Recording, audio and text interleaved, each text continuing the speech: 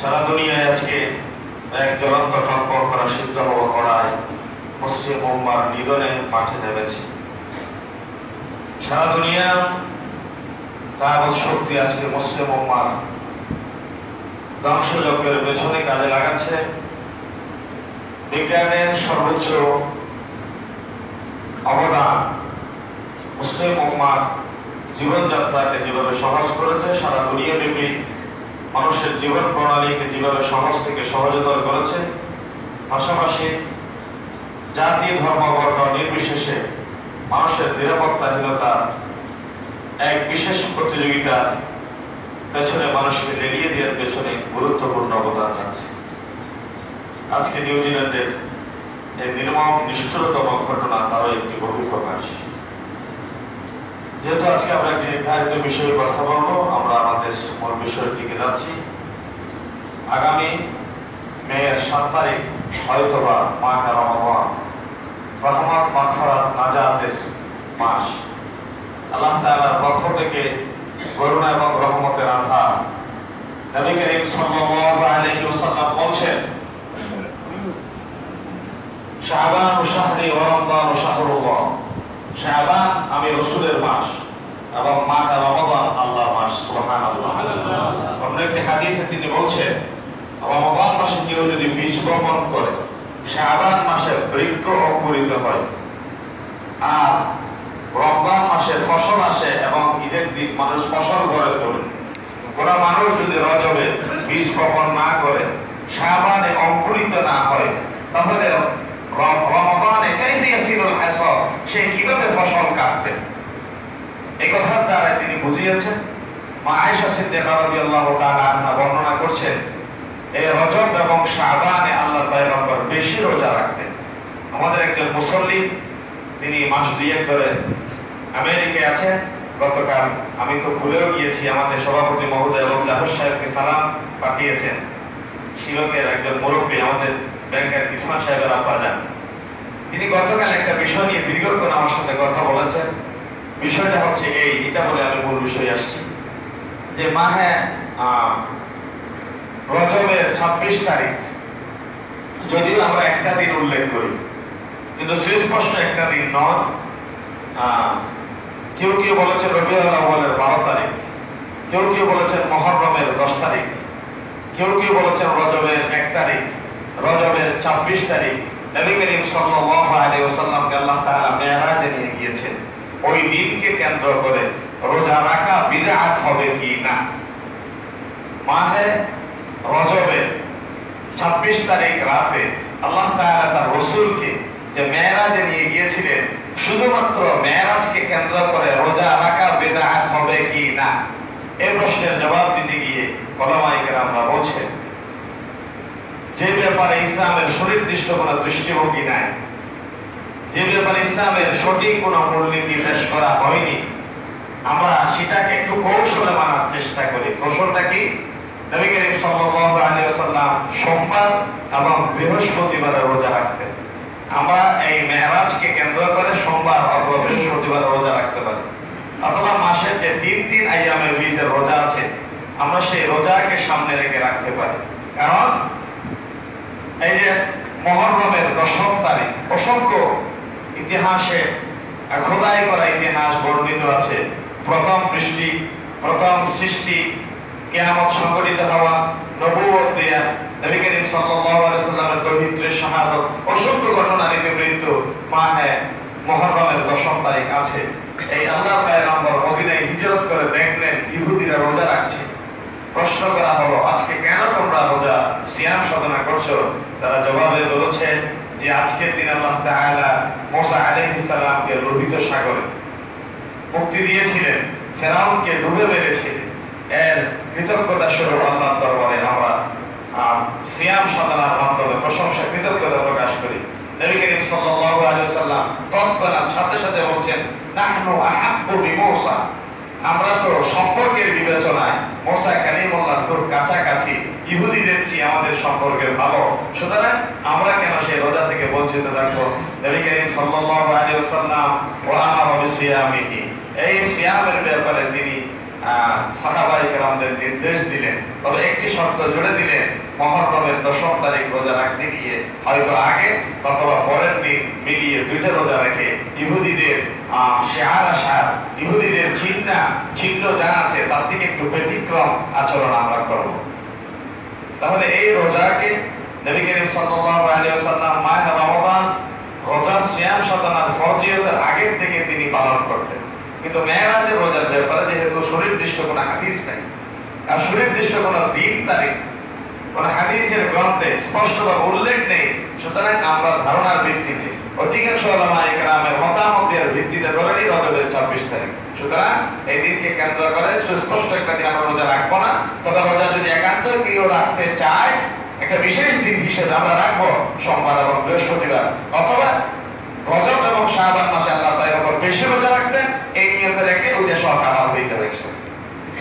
তাহলে নবী করিম সাল্লাল্লাহু আলাইহি ওয়াসাল্লাম যেটা বলছেন, এই যে আমার দিন এটা পরিপূর্ণ, লা আযীদু ওয়া লা আনকুস। আল্লাহ পয়গম্বর এক সাহাবী রাসূলুল্লাহর কাছে এসেছেন, প্রশ্ন করলেন, ইয়া রাসূলুল্লাহ, আমি এমন একটা জায়গায় থাকি, ওই জায়গা থেকে আপনার দরবারে আসতে মাঝখানে একটা গোত্র পড়ে, মোদর গোত্র। এই মোদর গোত্র ভয়ঙ্কর ইহুদ জাতি, তারা খুব কষ্ট দেয় আমাদের। মোদর গোত্র আমাদের খুব কষ্ট দেয়। আপনি আমাদের জন্য এমন কিছু নীতিমালা বলে দিন, যে নীতিমালা পেশ করতে পারলে পরে, মানতে পারলে পরে সরাসরি আমাদের জান্নাত পর্যন্ত যাওয়া সম্ভব। নবী করিম সাল্লাল্লাহু আলাইহি ওয়াসাল্লাম ইসলামের ব্যাপারে, ঈমানের ব্যাপারে মৌলিক মূলনীতিগুলো পেশ করলেন। ওই সাহাবী ফিরে যাওয়ার সময় বলছেন, আল্লাহ লা আযীদু ওয়া লা আনকুস, আল্লাহ কসম করে বলছি, আল্লাহর পয়গম্বর আমাকে যা উপদেশ দিয়েছেন এর উপদেশের একটা যররা কণা পরিমাণ আমি বৃদ্ধিও করব না, সংকুচিতও করব না। সুবহানাল্লাহ। আল্লাহর পয়গম্বর সাহাবীকে লক্ষ্য করে বলছে, ওই সাহাবী আমার সামনে যে স্বীকারোক্তি করেছে, তিনি যদি তার কথার উপর অটল অবিচল থাকতে পারে, তাহলে দুনিয়ায় কোনো মানুষকে যদি জান্নাতি হিসেবে দেখতে চাও, তাহলে আমার ওই সাহাবীর দিকে তোমরা দৃষ্টি দাও। আল্লাহু আকবার। তাহলে ইসলামের পরিপূর্ণতার ব্যাপারে, ইসলামের কবুলিয়তের ব্যাপারে নবী করিম সাল্লাল্লাহু আলাইহি ওয়াসাল্লাম যা করেছেন তার বাইরে যাওয়ার সুযোগ আছে? নাই। যেহেতু নেই, সাহাবায়ে কেরাম রাখেন না, আমরা সুস্পষ্ট তাহলে মেরাজের রোজা রাখতে পারছি না, অন্যান্য রোজার ভেতর দিয়ে আমরা মেরাজকে কাভার করব ইনশাআল্লাহ। আমরা শুরু করছি আজকে সূরা বনী ইসরাঈলের প্রথম আয়াত, সুবহানাল্লাযী আসরা বিআবদিহি লাইলাম মিনাল মাসজিদিল হারাম ইলাল মাসজিদিল আকসা। আল্লাহ তাআলা সূরা বনী ইসরাঈল অথবা আল ইসরা, এই সূরার নাম দুটো, একটা হচ্ছে বনী ইসরাঈল অথবা আল ইসরা। ইসরা মানে রাত্রিবেলায় ভ্রমণ। আল্লাহ তাআলা এই সূরা শুরু করেছেন একটা বিস্ময়সূচক শব্দ দিয়ে। বিস্ময়সূচক শব্দটা কি? সুবহান। কি মহাপবিত্র শব্দ আমার আল্লাহ, আল্লাযী আসরা বিআবদিহি লাইলাম মিনাল মাসজিদিল হারাম ইলাল মাসজিদিল আকসা। এটা পর্যন্ত আমাদের আলোচনা। আল্লাযী আসরা, এই শব্দটা হচ্ছে মুতাআদ্দি। মুতাআদ্দি মানে হচ্ছে পজিটিভ ভার্ব, যেটা আল্লাহ তাআলা নিজে না করে অপরকে দিয়ে করিয়েছেন। কাকে দিয়ে করিয়েছেন? আসরা শব্দের আরেক অর্থ হচ্ছে রাত্রিবেলায় ভ্রমণ, বিআবদিহি, তার বান্দাকে দিয়ে। এটা কথা আমাদের সকলের মনে রাখা দরকার। এখানে আল্লাহ তাআলা চাইলে সুবহানাল্লাযী আসরা বিহাবিবিহি বিনবিয়িহি বিরাসূলিহি বলতে পারতেন কি না? পারতেন, কিন্তু তিনি বলেছেন বিআবদিহি। আব্দুল শব্দের অর্থ কি? আল্লামা মুফতি শফি রাহমাতুল্লাহি আলাইহি, জাস্টিস সাফি উসমানীর আব্বাজান, তিনি ব্যাখ্যা করছেন আব্দুল শব্দের অর্থ হচ্ছে রক্তে মাংসে মিশ্রিত মানুষ, যার মানুষের বৈশিষ্ট্য যার ভিতর আছে। যেমনি ভাবে নবী করিম সাল্লাল্লাহু আলাইহি ওয়াসাল্লাম যখন বাজারে যাচ্ছে, যখন অন্যান্য আচার আচরণে সাধারণ মানুষের মতো তিনি কাজকর্ম করছেন, তখন কাফের মুশরিকরা আল্লাহর পয়গম্বরকে ব্লেম দিয়ে বলছে, মালি হাযা রাসূল, তুমি মুহাম্মদ কেমনে নবী হও? ইয়াকুলুত তাআম, তুমি আমাদের মতো খাও, ওয়া ইয়ামশি ফিল আসওয়াক, হেঁটে হেঁটে আমাদের মতো বাজারে যাও। লাউলা উনজিলা ইলাইহি মালাকুন ফায়াকুনু মাআহু নাযীরা, কেন আল্লাহর পক্ষ থেকে একজন ফেরেশতা তোমার পাশে দাঁড়িয়ে ব্যর্থহীনভাবে চিৎকার দিয়ে বলছে না যে এই মুহাম্মদ আল্লাহর পক্ষ থেকে নবী হয়ে এসেছে? বলে সুবহানাল্লাহ। নবী হয়ে এসেছে এই কথা কেন ঘোষণা করছে না? নবী করিম সাল্লাল্লাহু আলাইহি ওয়াসাল্লাম আরেকটা কঠিন প্রশ্নের মুখোমুখি হলেন। মুহাম্মদ, তুমি নবী কিনা আমাদের মনে যথেষ্ট সন্দেহ আছে। তুমি আলামীর ব্যাপারে কোনো সন্দেহ নেই, তুমি আসহাবের ব্যাপারে সন্দেহ নাই, তুমি ব্যক্তি মুহাম্মদের সততার ব্যাপারে আমাদের কোনো সন্দেহ নাই। তুমি মুহাম্মদ যখন রিফর্মার মুহাম্মদ হও, সংস্কারক মুহাম্মদ হবা, তুমি নিজের যখন সমাজের সাথে রাষ্ট্রের সাথে ইনভলভ করবা, তখন আমাদের সাথে দ্বিমত আছে।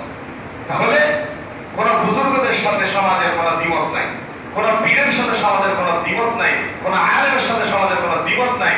পীর, বুজুর্গ, শাসক, আলেম যখন রাষ্ট্রীয় মূলনীতিতে নিজেকে জড়িয়ে নিবে, তখনই তিনি হয়ে যাবেন রাষ্ট্রদ্রোহী, তখনই তিনি হয়ে যাবেন রাষ্ট্রের স্বার্থের পরিবর্তী, তখনই তিনি হয়ে যাবেন রাষ্ট্রযন্ত্রের মালিকানা চাওয়া একটি অংশীদার, তখনই হয়ে যাবে তার পিছনে একটা ব্লেম দিয়ে। ঠিক কিনা কথাটা ঠিক বলেন?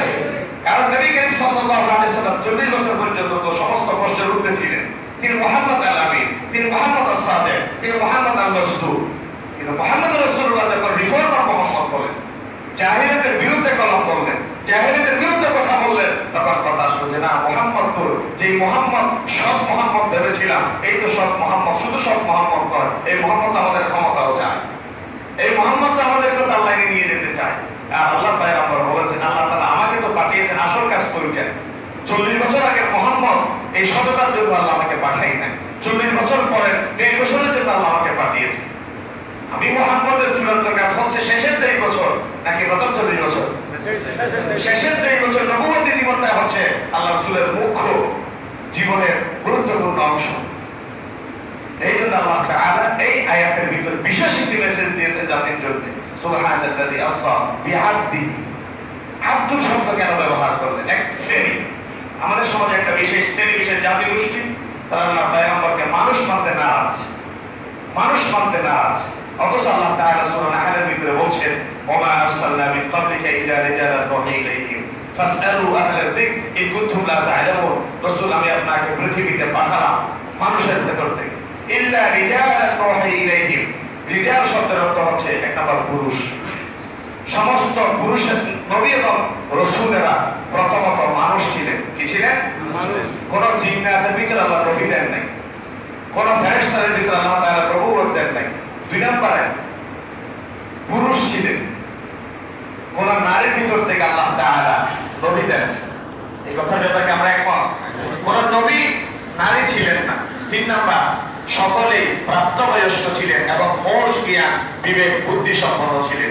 আমরা যখন কোন জায়গায় ডিট করি, কোন চুক্তি করি, চুক্তির শেষ সেন্টেন্সটা থাকে, আমি সজ্ঞানে সুস্থ মস্তিষ্কে কারো প্ররোচনায় প্ররোচিত না হয়ে নিম্নে স্বাক্ষর করছি। ঠিক কারো প্ররোচনায় প্ররোচিত না হয়ে, বাইশ না হয়ে, কারো কথায় না ঝুঁকে, কারো কথায় ইনফ্লুয়েন্স না হয়ে, আমি আমার নিজের বিবেককে কাজে লাগিয়ে, নিজের চিন্তা চেতনা বশবর্তী হয়ে, প্রবৃত্তির অনুসরণ না করে আমি সিগনেচার করছি। ঠিক আল্লাহ তাআলা নবী এবং রাসূলদের ব্যাপারে এই কথা মেসেজ দিতে গিয়ে ছোট্ট একটা শব্দ ব্যবহার করেছেন, জাওয়ামিউল কালিম। আল্লাহর কথা, রাসূলের কথা কম, কথা বেশি ভাব। এই আব্দুল শব্দের ভিতরে অনেক আলোচনা আল্লাহ তাআলা ঢুকিয়ে দিয়েছেন। প্রথমত তিনি মানুষ ছিলেন। তিনি কি ছিলেন? মানুষ ছিলেন। যখন কেউ কোনো মানুষ আমাদের সামনে উপস্থাপন করে আল্লাহর পয়গম্বর মানুষ ছিলেন না, তাহলে আমরা তাদের সাথে তর্কে জড়াবো, আমরা তাদের সাথে তর্কে জড়াবো না। কারণ আল্লাহ সুস্পষ্ট একটা কথা নিয়ে যখন কোনো মানুষ প্রশ্ন জুড়াইবে, তখন নিশ্চিত তিনি জেনে শুনে বুঝে, তিনি কি ভাত খান না, তিনি কি কাপড় পরেন না, তিনি কি আলো বাতাস দেখেন না, তিনি কি দিন ধর্ম বুঝেন না, দুনিয়ার সবকিছু তিনি বুঝেন, শুধু এই শব্দ তার সামনে চোখে পড়ে না, এটা তো হয় না। তিনি বুঝেন, জানেন, অযথা একটা বিতর্ক সৃষ্টি করে মুসলিম উম্মার মাঝে বিভাজন সৃষ্টির লক্ষ্যে ওনারা কথা বলে। কারণ বিশ্বনবী কিয়ামত পর্যন্ত যদি কেউ নূরের দাবি করে, আর আমি যদি কিয়ামত পর্যন্ত রাসূলকে মাটির দাবি করি, কবরে রাসূল কি নূরের না মাটির, এই ব্যাপারে প্রশ্ন করা হবে না। ফলসিরাতে প্রশ্ন করা হবে না। হাসরের ময়দানে প্রশ্ন করা হবে না। একটু কথা বলেন, আবার হবে না। রাসূল মাটির না নূরের, এই প্রশ্ন অবান্তর, দরকার নাই। এটা কবরে, হাসরে, ফলসিরাতে কোন জায়গায় এর প্রশ্ন নাই। প্রশ্ন একটি, শুধু হচ্ছে মুহাম্মদ রাসূলুল্লাহ আদর্শের ব্যাপারে তোমার কি মত ছিল, কি ধারণা ছিল, কি চিন্তা ছিল?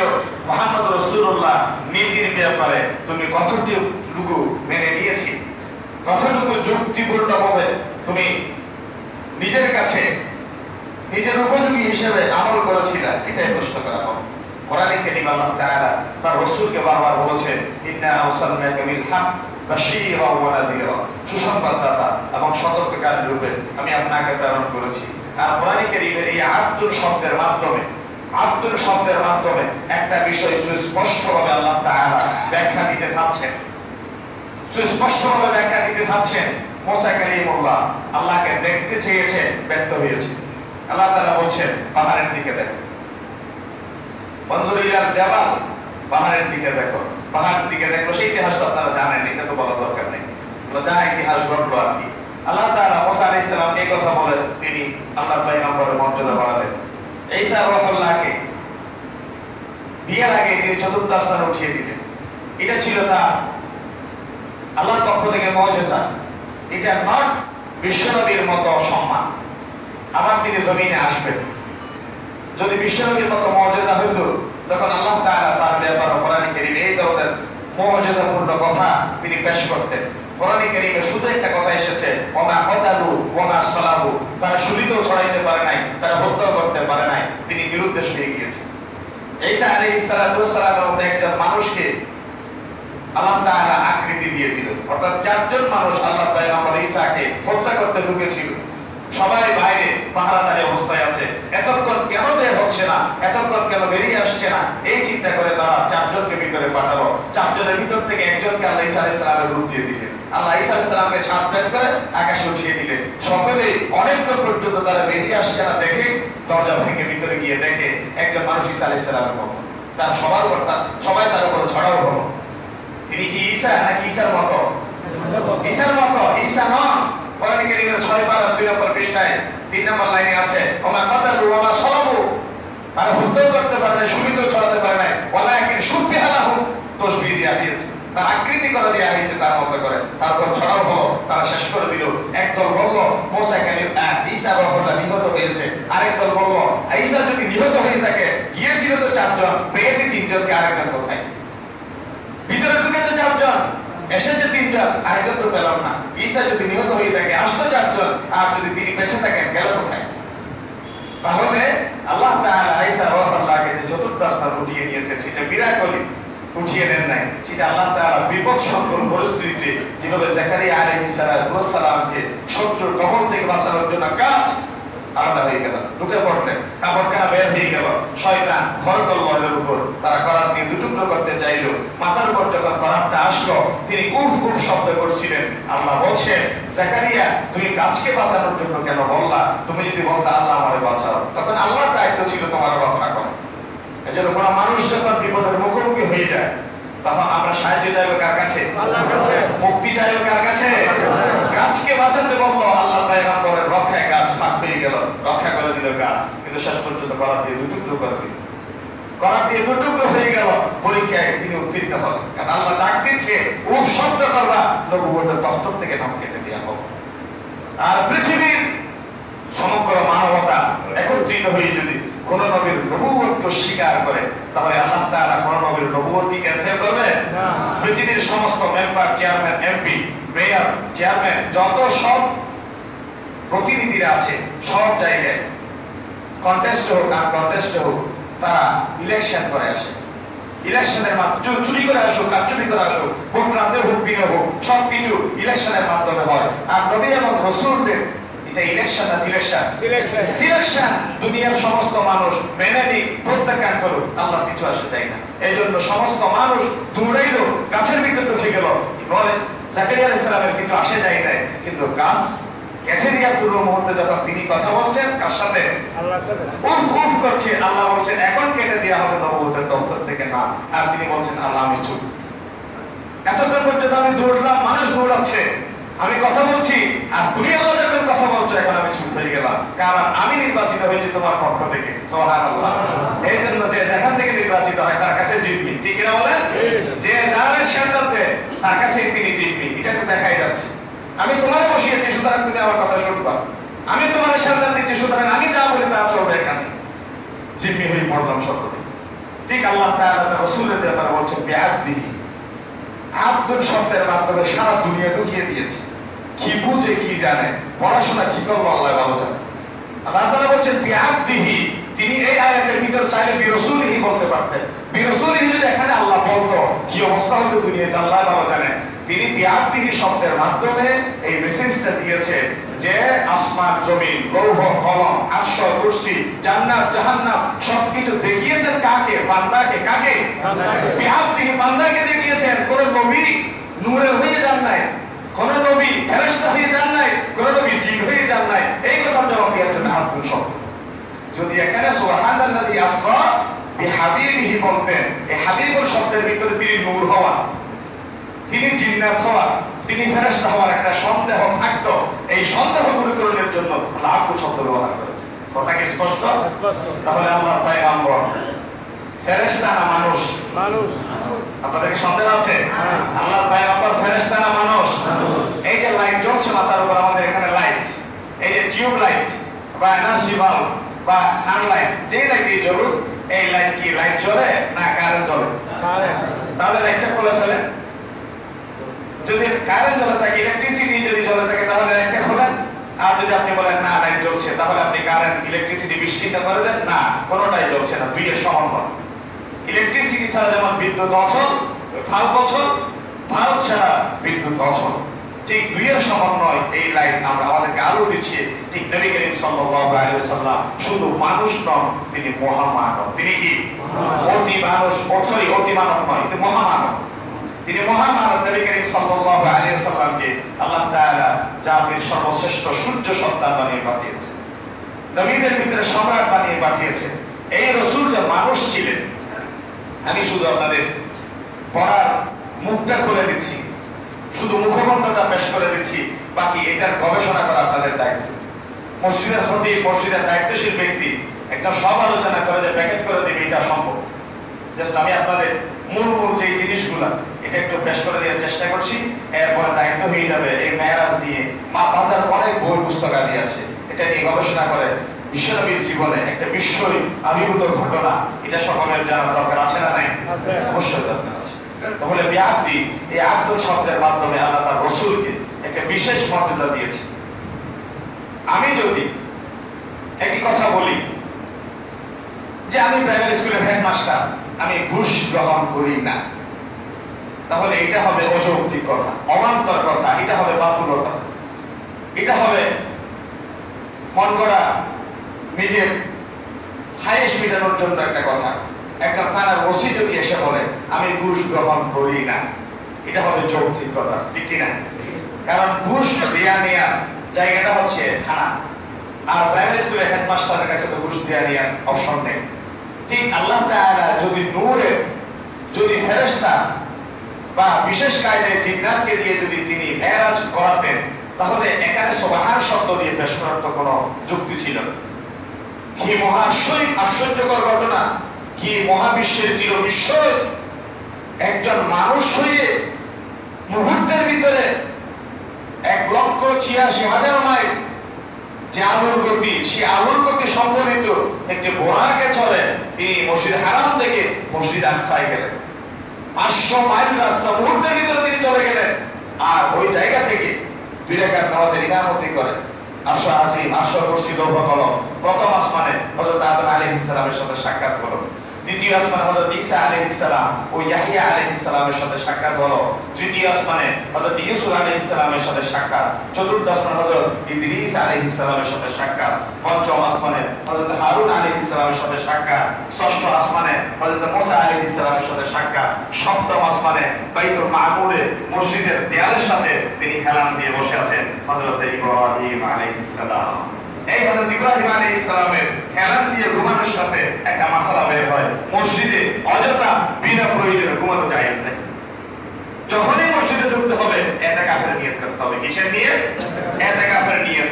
মসজিদে যদি অযথা অপ্রয়োজনীয় ঘুমানো জায়েজ থাকতো, এটা ওলামায়ে কেরামরা বলছেন, তাহলে ইব্রাহিম আলাইহিস সালাম বাইতুল মামুরে তিনি ঘুমানো অবস্থায় থাকতেন, তিনি দেয়ালের সাথে হেলান দিয়ে অবস্থায় থাকতেন না। বিশ্বনবী মুহাম্মদ রাসূলুল্লাহ সাল্লাল্লাহু আলাইহি ওয়াসাল্লাম দেখেছেন যে বাইতুল মামুর আল্লাহর খানায়ে কাবার ঠিক সোজাসুজি করে, নবী যাবার মাঝখানে, ঠিক খানায়ে কাবা সারা পৃথিবীর মাঝখানে খানায়ে কাবার ঠিক উপরে হচ্ছে বাইতুল মামুর। এই বাইতুল মামুরে দিনে 70,000 ফেরেশতা ফজরে তাওয়াফ করতে আসে, আর কিয়ামত পর্যন্ত তারা ওই ঘরে তাওয়াফের সুযোগ পান না, আর বিকালে 70,000 ফেরেশতা আসে ওই বাইতুল মামুরের দায়িত্বে মুতাওয়াল্লি কেয়ারটেকার হচ্ছেন হযরতে ইব্রাহিম আলাইহিস সালাম। আমি যেই কথাটা পেশ করছিলাম, আল্লাহর পয়গম্বররা নবী মুহাম্মদ রাসূলুল্লাহ সাল্লাল্লাহু আলাইহি ওয়াসাল্লামকে ইস্তেকবাল জানানো, ওয়ারেন্টি কংগ্রেচুলেশন করলো, অভিনন্দন জানানো। এই যে ইস্তেকবাল জানানো, অভিনন্দন জানানোর যে প্রক্রিয়া, সেটা যদি সাধারণ ফেরেশতা জিবরিল তো চলাচল করে, ইসরাফিল তো চলাচল করে, এই ফেরেশতাদের চলাচলের মতো স্বাভাবিক হতো, তাহলে আল্লাহ তাআলা নবীকে নিয়ে এত ইস্তেকবাল করা, এত বিশেষভাবে আয়োজন করার কোনো সুযোগ ছিল না। এবং আরো একটু আশ্চর্যজনক ব্যাপার, যদিও দুর্বল বর্ণনায় এসেছে, আমরা অনেক সময় দেখি আমাদের কেন্দ্রীয় সরকারের আমাদের কোন মন্ত্রী এমপি যখন আমাদের চট্টগ্রাম শহরে আসে, আমরা আমাদের ট্রাফিক সিস্টেম অত্যন্ত সুসজ্জিত, অত্যন্ত পরিশীলিত, অত্যন্ত আমাদের শৃঙ্খলা পূর্ণ হিসেবে দেখতে পাই, দেখি কিনা? অত্যন্ত শৃঙ্খলা পূর্ণ হিসেবে দেখি। রাস্তাঘাটে কোনো দম দোকান নাই, কোনো ফুটপাথ নাই, মানুষের অবাধ চলাফেরা নাই, রাস্তাঘাটে কোনো গাড়ি ঘোড়া যেন তেন ভাবে থামার কোনো সুযোগ নেই। একজন মানুষ এমপি হয়েছে, তার ডেসিগনেশন হচ্ছে তিনি একজন মন্ত্রী, প্রধানমন্ত্রী, প্রেসিডেন্ট। তিনি চট্টগ্রাম শহরে আসছেন ঢাকা থেকে। তার আগমন যে রাস্তা দিয়ে তিনি চলাচল করবেন, কমপক্ষে 3-4 ঘন্টা, তিনি 3টা বাজে যাবেন, 12টা থেকে ওই রাস্তার নিরাপত্তার জন্য প্রশাসনের দায়িত্বশীল ভাইরা দায়িত্ব গ্রহণ করে থাকে। 3 ঘন্টা পর্যন্ত জনদুর্ভোগের কোনো সীমা থাকে না। তাহলে দুনিয়ার একজন সাধারণ এমপি মন্ত্রী রাস্তা দিয়ে চলাচলের সময় যদি 3 ঘন্টা পর্যন্ত রাস্তা বন্ধ করে দেওয়া হয়, আল্লাহ পয়গম্বর আসা আসিবে যাচ্ছে। আল্লাহ তাআলা সমস্ত নবী এবং রাসূলদের যে নিয়ামত দিয়েছেন, সেই নিয়ামতের বাইরে আল্লাহ তার রাসূলকে স্পেশাল একটা জিনিস দিয়েছেন। সেই জিনিসের নাম কি? আল্লাহ তাআলা বলেন, রাসূল একজন মানুষের নাম আমার নামের পাশে আমার আরশে লেখা আছে। ফাতালাক্কা আদম মির রাব্বিহি কালিমাতিন ফাতাবা আলাইহি। আল্লাহ রাব্বুল আলামিন একটি কালিমার ব্যাপারে ইলহাম করলেন। হযরত আদম আলাইহিস সালাম সেই কালিমা উচ্চারণ করলো, মনে হবে রব্বানা যালামনা আনফুসানা ওয়া ইল্লাম তাগফির লানা ওয়া তারহামনা লানাকুনান্না মিনাল খাসিরিন। আল্লাহু আকবার, আল্লাহু আকবার। এই আয়াতের ব্যাখ্যা এসেছে, তিনি আল্লাহ দরবারে দোয়া করেছেন, আল্লাহ আমি তোমার হাবিবের, আল্লাহুম্মা ইন্নী আসআলুকা বিওয়াসিলাতি হাবিবিল্লাহ, আল্লাহ তোমার হাবিবের ওসিলায় আমি তোমার দরবারে তওবা করছি। তখন প্রশ্ন করা হলো, তুমি কেমনে চিনলে আমার হাবিবকে? আমি এখনো তার সৃষ্টি করি নাই, লাম আখলুকুহু, আমি তার এখনো জমিনে পাঠালাম না, তুমি কেমনে তারা জানলা? তখন আল্লাহ পয়গম্বর আদম আলাইহিস সালাম জবাব দিয়েছেন, আল্লাহ আপনি যখন প্রথম আমাকে সৃষ্টি করেছিলেন মাটি থেকে কাদা পানি দিয়ে, তখন আমি রূহ ফুঁকে দেওয়ার পরে মস্তক উত্তোলন করলাম তোমার আরশের দিকে। তোমার আরশের দিকে মস্তক উত্তোলন করার পরে তোমার আরশের পায়ে একটি কালিমা লেখা দেখতে পেলাম। সেই কালিমাটা ছিল লা ইলাহা ইল্লাল্লাহ মুহাম্মাদুর রাসূলুল্লাহ। তোমার নামের পাশে আমার সৃষ্টির প্রথম দিন যেই কালিমাটা দেখলাম, সেই কালিমায় তোমার নামের পাশে যে নামটা দেখলাম, আমি ওই দিন থেকে বুঝে নিয়েছি নিশ্চিত। এটা অনেক লম্বা একটা হাদিস, অনেক লম্বা একটা হাদিস বলে যে আপনি আপনার প্রিয়জন কেউ ছাড়া নিশ্চিত আপনার নামের পাশে আপনি জায়গা দিবেন না। সুতরাং আমি ধরে নিয়েছি আমি একটা আপনার আদেশের বিরুদ্ধে আচরণ করে জান্নাত থেকে জমিনে আসলাম। আজকে 300-350 বছর হয়ে গেল, কোনোভাবে কোনো সুরাহা হচ্ছে না। আমার মনে উদ্রেক হলো, ফাতালাক্কা আদম মির রাব্বিহি কালিমাত মানে রব্বানা যালামনা। রব্বানা যালামনার ব্যাখ্যা এসেছে এইভাবে যে ওই কালিমা আমার মনে উদ্রেক হলো, যে কালিমা আপনার আরশের পায়ে লেখা দেখতে পেলাম। আল্লাহ ওই নামের উসিলায় তুমি আমাদের মাফ করে দাও। আল্লাহু আকবার। আল্লাহ তাআলা মাফ করে দিলেন। তার আল্লাহ তাআলা তার রাসূলকে বলছেন, রাসূল আমি আপনাকে কি দিয়েছি যে জিনিস দুনিয়ার কেউ পায়নি, সেই জিনিস আপনাকে দিয়ে ধন্য করেছি। মুসা কালিমুল্লাহ থোকলানো দূরীকরণের জন্য আমার কাছে চেয়েছেন, রব্বি ইশরাহ লি সাদরি, আল্লাহ আমার কণ্ঠের জড়তা দূর করে দাও, ওয়াসসির লি আমরি, আমার কাজকে সহজ করে দাও, ওয়াহলুল উকদাতাম মিন লিসানি ইয়াফকাহু কওলি, আমার কণ্ঠের এই আড়ষ্টতা দূর করে দাও, যেন করে মানুষ আমার কথা বুঝতে পারে। আর তিনি দূর পাহাড়ে গিয়ে বারবার নড়াচড়া করছিলেন, আল্লাহ তাআলা প্রশ্ন করছে, মুসা বারবার নড়াচড়া করছে কেন, ব্যাপার কি? তিনি জবাব দিচ্ছেন ওয়াজিলতু ইলাইকা রাব্বি লিতারদা, আমার আল্লাহ কিছু মনে করবেন এইজন্য একটু আমি তাড়াহুড়া করে আল্লাহর কাছে যাচ্ছি। সুবহানাল্লাহ বলেন। ওয়াজিলতু ইলাইকা রাব্বি লিতারদা, আমার আল্লাহর সন্তুষ্টি পাওয়ার জন্য আমি বড় তাড়াহুড়া করছি। আর আল্লাহ তাআলা রাসূলের ব্যাপারে বলছেন আলাম নাশরাহ লাকা সাদরাক, রাসূল আমি নিজ দয়ায় কি আপনার সিনাকে মুক্ত করে দিই নাই? পৃথিবীর কেউ কি বলবে আপনাকে একটা আলিম শিক্ষা দিয়েছেন? পৃথিবীর কোনো ভাষাবিদ, কোনো সাহিত্যিক, কোনো পণ্ডিত কি কথা বলতে পারবেন যে আমি মুহাম্মদ রাসূলুল্লাহকে একটা ABCD শিক্ষা দিয়েছি? নাম কোন মনীষীর পক্ষে, কোন ভাষাবিদের পক্ষে, কোন সায়েন্টিস্টের পক্ষে, কোন মেডিকেল সায়েন্সের বিজ্ঞানীর পক্ষে এই কথা স্বীকার করা অসম্ভব যে আমি মুহাম্মদ রাসূলুল্লাহ 1 ঘন্টা 1 মিনিটের জন্য শিক্ষক ছিলাম। আল্লাহ তাআলা সেই কথার দিকে ইঙ্গিত করে বলছে আলাম নাশরাহ লাকা সাদরাক, আমি আপনার সিনাকে মুক্ত করে দিলাম। ওয়াদানা আনকা বিজরাক, আপনার পিঠে বড় একটা বোঝা ছিল, আল্লাযী আনকাদা যাহরাক, যে বোঝা আপনার পিঠকে নুয়ে দিয়েছিল আমি সেই বোঝাকে নামিয়ে দিলাম। সুবহানাল্লাহ, সুবহানাল্লাহ বলতে আল্লাহ ওয়াদানা আনকা বিজরাক আল্লাযী আনকাদা যাহরাক, পিঠে বোঝা ছিল সেই বোঝাকে আমি আল্লাহ নামিয়ে দিলাম। মুসা কালিমুল্লাহ বলছেন আল্লাহ আমি তোমার সন্তুষ্টির জন্য দৌড়াচ্ছি, আর আল্লাহ তার রাসূলকে বলছে ওয়ালা সাউফা ইয়াতিকা রাব্বুকা ফাতারদা, রাসূল তাড়াহুড়া করার দরকার নাই, আমি আপনাকে সময়ে সবকিছু দিব যেটা আপনি খুশি হয়ে যাবেন। সুবহানাল্লাহ। লা তুহাররিক বিহি লিসানাকা লিতা'জালা বি, জিবরিল আপনার কাছে গিয়েছে কোরআন নিয়ে, আপনি এতবার রিসার্চ করছেন কেন? এতবার জিব্রিল আলোচনা করছেন কেন? ইন্না আলাইনা জামআহু ওয়া কুরআনা, এই কোরআনকে আপনার সিনায় জমা করে দেওয়ার দায়িত্ব আমি আল্লাহ গ্রহণ করে নিয়েছি। সুবহানাল্লাহ, এটা আমি আল্লাহ গ্রহণ করে নিয়েছি দায়িত্বটা। লা তুহাররিক বিহি লিসানাকা লিতা'জালা বি, আপনি এত তাড়াহুড়া করার তো দরকার নেই। ঠিক আল্লাহ তার রাসূলকে দুনিয়ার জমিনে একজন এমপি মন্ত্রী ঢাকা থেকে চট্টগ্রাম শহরে আসলে পরে ট্রাফিক সিস্টেম অত্যন্ত পরিশীলিত সুশৃঙ্খল হয়ে যায়। দুর্বল বর্ণনায় যদি এসেছে আল্লাহর পয়গম্বর যে রাতে মেরাজ গিয়েছিলেন 27 বছর এক রাতের ভিতর আল্লাহ তাআলা জমিন সারা দুনিয়াকে স্তম্ভিত করে দিয়েছিলেন। সুবহানাল্লাহ। এই 27 বছর বিশ্বনবী মুহাম্মদ রাসূলুল্লাহ সাল্লাল্লাহু আলাইহি ওয়াসাল্লাম আরশের কুরসি দরবা কলম আফাতুমারুনাহু আলা মা ইয়ারা ইনদা সিদরাতিল মুনতাহা ইনদাহা জান্নাতুল মাওয়া ইদ ইয়াগশা সিদরাতা মা ইয়াগশা মা যাবার বাসর ওয়া মা তাগা, আপনার দৃষ্টি বিভ্রান্ত হয় না। দেখেন আল্লাহ তাআলা কথা বলছেন আফাতুমারুনাহু আলা মা ইয়ারা ওয়া লাকাদ রাআহু নাযলাতান উখরা, 600 পাখা নিয়ে জিবরিলকে আপনি 2 বার অথবা 4 বার দেখেছেন। একবার হচ্ছে সেই মেরাজের রজনী। বিশ্বনবী যদি সত্যি শুধু নূরের হতেন তাহলে এত কাহিনী করার তো দরকার ছিল না। ইদিয়াশা সিদরাত মা ইয়াশা, নিশ্চিত্র নিরাপত্তার ভিতর দিয়ে আমি আল্লাহ তাআলার কাছে নিয়ে গেলাম। সিনে সায় করালেন, ওপেন হার্ট সার্জারি, জমজমের পানি দিয়ে ধুয়ে দিলেন, মানবীয় সত্তা বের করে দিলেন। আল্লাহ তাআলা উত্তরমুখে যাওয়ার মতো করে সেই সিস্টেম বিশ্বনবীর হার্টের ভিতরে লাগিয়ে দিলেন। জীবনে 3 বার সিনা সাক হয়েছে আল্লাহর পয়গম্বরের, একবার হচ্ছে শিশুকালে, আরেকবার যৌবনকালে, আরেকবার মেরাজের রজনী। 3 বার আল্লাহ তাআলা তার রাসূল সাথে সদর বলা হয় আরবি সিনা সাক, সিনা ফেলে ওপেন হার্ট সার্জারির মাধ্যমে উত্তরমুখে যাওয়ার মতো তিনি নবী করিম সাল্লাল্লাহু আলাইহি ওয়াসাল্লামের শরীরে ফিটনেস তিনি দিয়েছেন। তাহলে যারা অবান্তর ও প্রয়োজনীয় বাতুলতার মুখোমুখি হয়ে বিশ্বনবী সাল্লাল্লাহু আলাইহি ওয়াসাল্লাম শুধু নূরের বলেন মুখে ফেনা উড়ায়, আমি মনে করছি তারা একটা বিভাগকে সরাসরি অস্বীকার করে। সেই বিভাগটা কি? যে আমাদের মানুষের আল্লাহর পয়গম্বরকে বলেছে মালি হাযা রাসূল, মুহাম্মদ তুমি রাসূল, তোমার শৈশবকাল দেখেছি আমরা, তোমার কৈশোরকাল দেখেছি, তোমার যৌবনকাল দেখেছি, 40টা বসন্ত তুমি আমাদের ভিতরে কাটিয়েছি, তুমি দিলে দিলে আমাদের ভিতরে বেড়ে উঠেছো, তোমার তো আমরা সবকিছু দেখেছি, তুমি নবী হঠাৎ।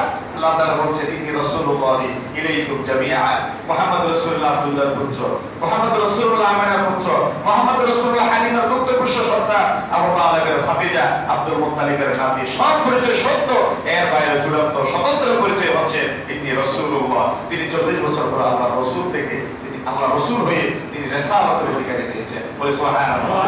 তাহলে নবী মুহাম্মদ রাসূলুল্লাহ সাল্লাল্লাহু আলাইহি ওয়াসাল্লাম মেরাজে গিয়েছেন সশরীরে। একটি সায়েন্টিফিক ব্যাখ্যা আছে আমার কাছে, একটি সায়েন্টিফিক ব্যাখ্যা আছে, আর অন্যজনে আলোচনা করবে ইনশাআল্লাহ। নবী করিম সাল্লাল্লাহু আলাইহি ওয়াসাল্লামের এই মেরাজ নিয়ে 2 মিনিট কথা বলে শেষ করছি। মেরাজ কেন হয়েছিল? যেই বছর নবুয়তের 10ম বর্ষে মেরাজ হয়েছিল, ওই বছর 2 জন অভিভাবক আল্লাহ পয়গম্বর হারা। একজন অভিভাবক খাজা আবু তালেব, তিনি ইসলাম গ্রহণ করেন নাই, ঠিক আছে, কিন্তু বড় অভিভাবক ছিলেন। আল্লাহ রাসূলকে তিনি অভিভাবকত্ব দিয়ে বিয়ে করিয়েছেন। নবী করিম সাল্লাল্লাহু আলাইহি ওয়াসাল্লামের দ্বীন প্রচারে বড় সহায়ক শক্তি ছিলেন। তিনি বলছেন, আমার বাতিজার উপর নাযিলকৃত কিতাব সত্য, আমার বাতিজার প্রচারিত দ্বীন সত্য, আমার বাতিজা যে কালাম তেলাওয়াত করছে সেটা সত্য, তবে আমি আরবের নেতৃস্থানীয় ব্যক্তি হওয়ার দরুন আমি মেনে নিতে পারছি না। আনফরচুনেটলি এটা আমার পক্ষে সম্ভব হচ্ছে না। আল্লাহ পয়গম্বর যিনি ইন্তেকাল হচ্ছে, নবী করিম সাল্লাল্লাহু আলাইহি ওয়াসাল্লাম, আল্লাহ পয়গম্বরের চাচা যিনি ইন্তেকাল হচ্ছে, বিশ্বনবী শিওরের পাশে এসে দাঁড়ালেন। শিওরের পাশে দাঁড়িয়ে বলছে, চাচা যান, আপনি সারা জীবন আমার নবুয়তের প্রচারে সহযোগিতা করছেন, আপনি এখন কালিমা ছাড়া ইন্তেকাল করবেন। হাবশা থেকে বেলাল ইসলাম গ্রহণ করে ইসলামের কথা মসজিদ আমার সৌভাগ্য অর্জন করলো। নাক্কাটা হাবশে বলা, তারা কত মর্যাদার অধিকারী হলো। খুবাইব হাববাব সুমাইয়া কত মর্যাদাবান হলো। তারা গোলাম প্রকৃতির মানুষ ছিল। আপনি আমাদের নেতৃস্থানীয় ব্যক্তি হয়ে দ্বীন ছাড়া মারা যাবে, আল্লাহ জাহান্নামের কিট বানাবে। আপনার অপশন দেয়া হলো, আপনি শুধু লা ইলাহা ইল্লাল্লাহ বলবেন, মুহাম্মদ রাসূলুল্লাহ জিম্মাদারটা আমি নিয়ে নিলাম। আল্লাহু আকবার। কার জন্য দেয়া হবে সেই অপশন?